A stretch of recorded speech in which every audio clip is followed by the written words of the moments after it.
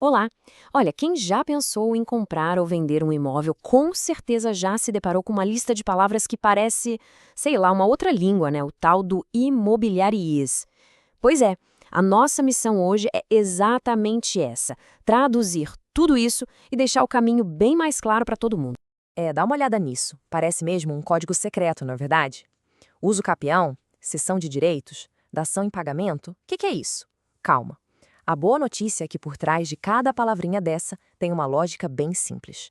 E é exatamente esse código que a gente vai decifrar junto hoje. Vamos lá? E para a gente não se perder no meio de tanto termo, a nossa conversa foi separada em 4 partes, tá bom?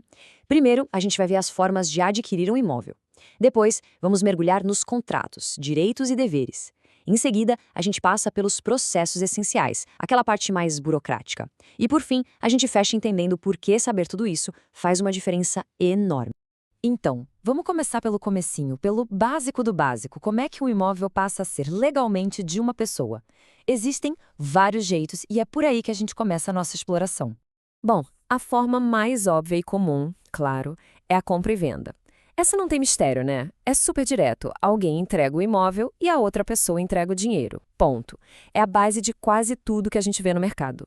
Ok, mas e se não tiver dinheiro na jogada? Ou pelo menos, se não for só dinheiro? Será que o negócio não acontece? Acontece sim. O mundo imobiliário tem umas soluções bem interessantes para isso. E aqui entram 2 alternativas bem legais. Primeiro, a doação. É exatamente isso, um presente.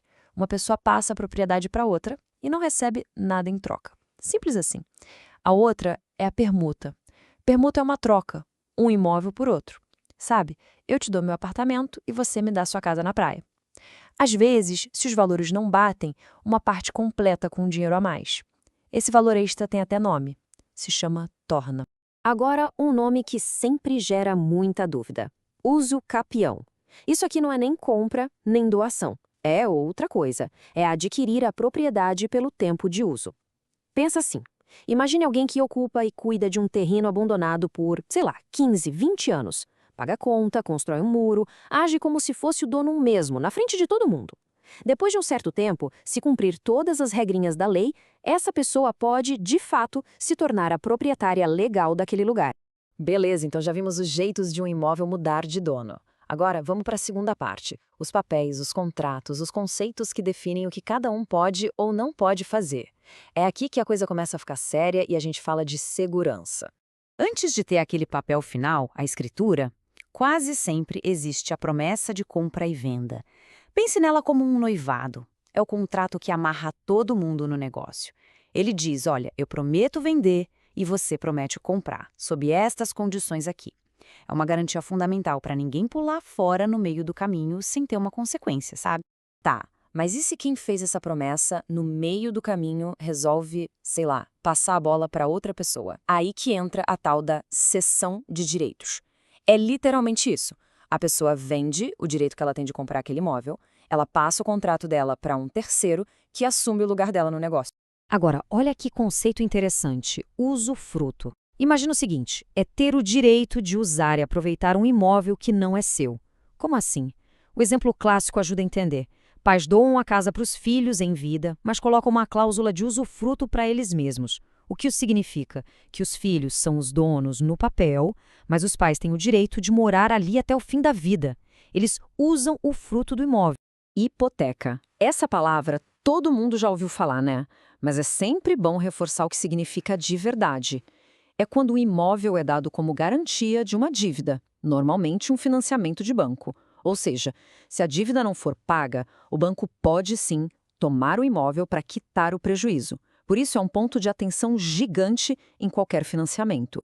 Isso me leva a uma pergunta: e se a própria solução para pagar a dívida for entregar o imóvel de vez? Tem um nome específico para isso também. Pois é, o nome disso é dação em pagamento. É exatamente o que parece: dar algo em pagamento. Quando a pessoa não consegue pagar a dívida em dinheiro, ela pode oferecer o próprio imóvel no lugar. Se o credor topar, a dívida está zerada e pronto. Muito bem, agora que a gente já tem os conceitos mais importantes na cabeça, vamos para a parte prática. Como é que tudo isso vira realidade? Vamos entender agora os processos, a burocracia que faz o negócio sair do papel e acontecer de verdade.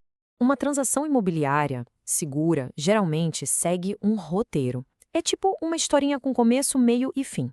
O começo é aquele contrato preliminar, a promessa, que a gente já falou. O meio é a parte da investigação, super importante, que é a checagem de todos os documentos, as certidões. E o grande finale, o ato final, é o contrato definitivo, a escritura. E a escritura, essa sim é o documento que bate o martelo. É o papel oficial feito lá no cartório, que formaliza a transferência, é o que diz para o mundo inteiro: este imóvel agora tem um novo dono. É o que torna a venda 100% legal e concluída. Mas e as certidões que eu mencionei?